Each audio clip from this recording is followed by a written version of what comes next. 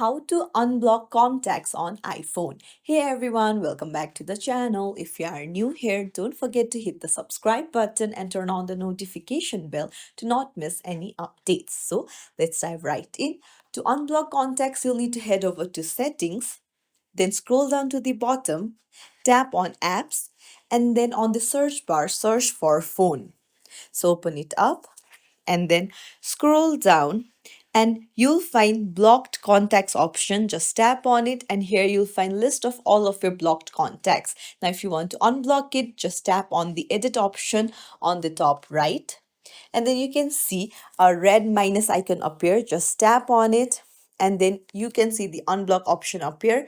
Tap on unblock and hit done.